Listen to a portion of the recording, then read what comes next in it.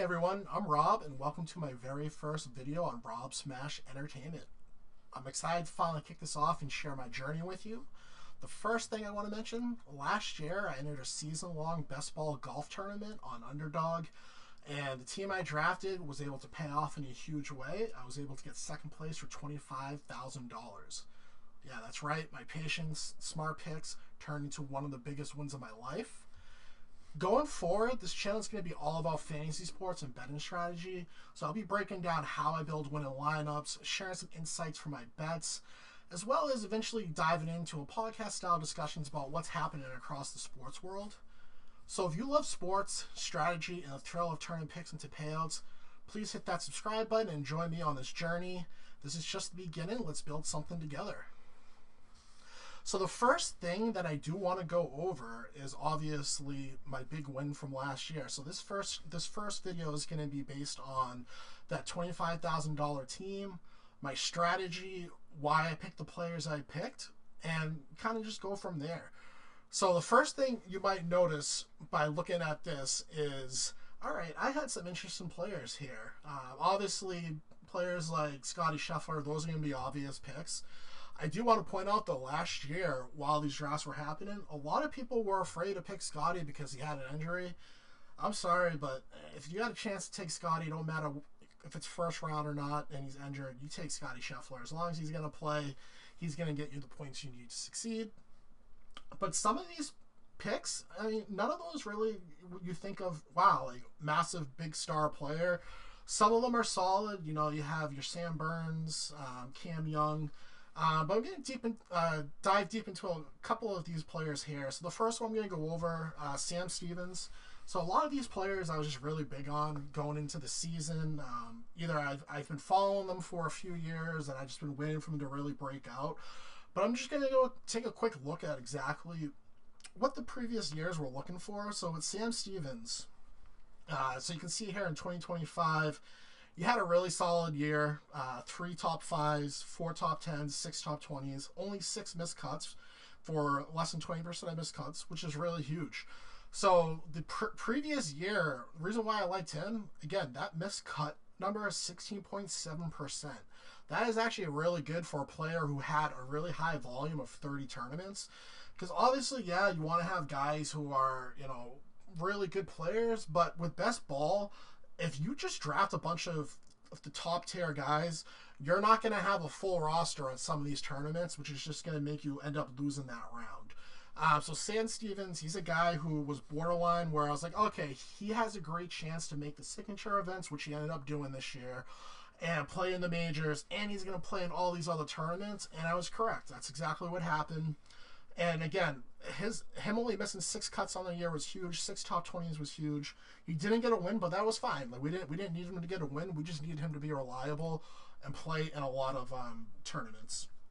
The one thing I like about him, again, I would call him under the radar. If people who do follow, you know, golf outside the PGA Tour, they might know of him. They might have knew a lot about him for the last few years, like I did. But I'm glad he was finally able to pull it off. The next player I am going to talk about is my favorite golfer, Harry Hall. So this is another guy who I've been following for a few years. I've been waiting for him to really have a big breakout. So if you notice in last year in 2024, he did have 1 win, which was big. And then again, he didn't have as much volume as, say, Sam Stevens, only 25 starts. But he still had some decent starts in there. He had 5 top 20s. And then this year, same amount of starts. And the thing that was massive, really, is only having 12% of missed cuts. And then 48% of tournaments he was in this year, he finished in a top 20. That is fantastic for a guy who probably was going undrafted in a lot of best balls. So I always, again, I've been big on Harry Hall every year. I've been waiting for him to have that gear. The one thing I love about Harry Hall, he's a fantastic putter, and I think putting can really make the difference, especially in some of those tournaments where the stars aren't going to play. If you have a guy who's, you know, going to make the cut and he can putt well, he's going to finish near the top in those tournaments. He didn't get a win this year, but again, 12 top 20s, really good volume, very big with helping. Another one that I'm going to just quickly mention is I feel like you always kind of need a workhorse.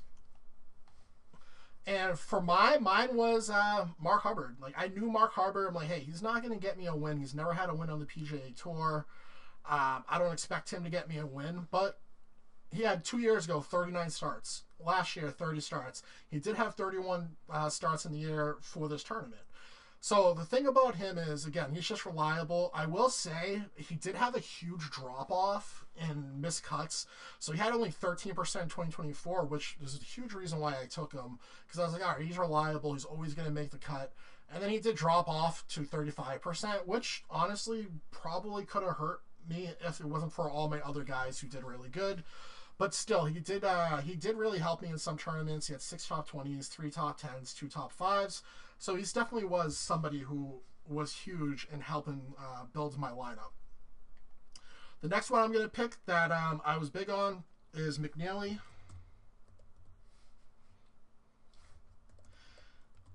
So Matt McNeely's been here for a while. He's been golfing on the PGA Tour for a really long time. A lot of people obviously know of him because of his grandfather.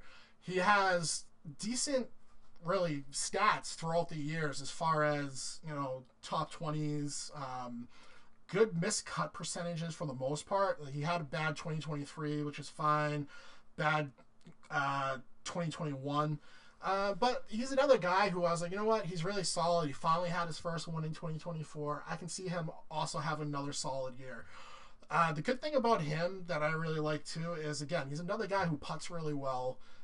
He's really solid all across the board. I wouldn't really say he has any weak spots in his game. He just doesn't get a lot of wins. He only has that one win on the PGA Tour. But again, this is another guy. He had under 20% missed cuts, and in 34% of the tournaments he played in, he gave me a top 20 finish, which is fantastic. I did see him. He's going to first round this year in a lot of drafts, and he went late for me last year as well. So another guy who I was always focusing it on, because again, for me, my biggest thing was I want guys who are going to play in the tournaments, be reliable, and make those cuts. The next one I do want to show is probably the one that people were asking me all about. Is like, well, why did you pick this guy? I don't understand why you would pick him. So Chris Gotterup. I've been big on Chris Gotterup for a while. The thing about Chris Gotterup is he's just pure power. So unlike all the other guys, his missed cuts obviously were terrible.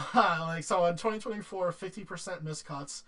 The thing about him is just like he just hits the ball a mile, and if he can get everything else working for him, then I was like, you know what, he's a good late round filler. And to be honest, most of the season, he really probably was not one of my top players, but obviously that last stretch, that last final round, he won a tournament, finished in the top 5 in another one. So he really did come up huge for me. So as another guy who was just, I was like, you know what, he just has the potential to break out. I don't think he's fully there. I do see a lot of people taking him high this year. I don't like the value from where people are drafting him, just because, again, like, yeah, he had a good last few rounds, but he's still, like, the thing about him is he's all power, so his accuracy is always not the greatest, so he really can get himself in trouble and miss a lot of cuts. But again, just the way I constructed my tournament of having the people who won are reliable, but then also some fillers of guys who I'm like, you know what, they can just have a massive week one week. They may not make the cut every week. That really blended really well for my team. And then the last one I'm going to show, because I know Akshay, everybody knows about Akshay. Like, I don't need to go too much into Akshay. And Akshay actually was a little bit disappointment if you look at his stats from previous years. But the one I want to mention is just a guy who was usually really reliable. And the funny thing is he ended up being in the final round. He gave me 0 points, so I call him my vibes guy for the finals. He didn't give me any points in the finals, but you know what? He was actually really solid at the start of the year for me. Another guy who actually had way more missed cuts than previous years. So I was kind of surprised about that. He really struggled again that last round of stretch in the best ball. He did struggle, But for the most part, he was very consistent for me for half the year. Top 20s, a few top fives. Another guy who starts in a lot of starts. So really, that was just my main strategy. It's just have these guys who are going to make cuts. They're going to play in most of the tournaments. Because, if you take a guy like Rory McIlroy and pair him with other studs like Morikawa or, Xander, they're not going to play in a lot of these low-tier tournaments. So by having a lot of them on your team, you're actually hurting yourself because you're going to get a lot of low-point weeks. And you need to have, and my game plan was to have at least 6 players in every tournament on the year. It didn't end up happening. I think the second to last tournament, the one that was in Detroit, I think I only had 5, and that's what probably 4 or 5, that's probably what made me not get first place. But for the whole year, I always had 6 people. So I had 5 that were guaranteed for the signature events, and luckily Matt McNally was solid. He got in there. Sam Stevens got in there. Harry Hall got in there. So I didn't have to worry about that. And then I had at least 6 in all the majors. But it was all those other tournaments that a lot of the studs take off. Having these mid-tier players really paid off for me, and that's what I think was my best strategy going forward. I always think it's important whenever you're trying to do anything that's best ball related, you got to pick 1 or 2 people who maybe not everybody's taken at all, because you know what, like Chris Gotterup, barely taken last year. He was probably the person who helped me win that last round, gets that second place finish. So if it wasn't for him, I probably would have only made a few K, which is still not bad, honestly. But that's my strategy. Again, really excited to go on this journey with you. Feel free to leave some comments, subscribe, let me know what you think about this year. I am going to have another video because they did change a lot of how they do the scoring this year, as well as rosters. So my strategy last year is not going to be the same strategy this year. So definitely look out for that video, and I'll let you know what I'm trying to do for this year. Thank you, and I look forward to going on this journey with you.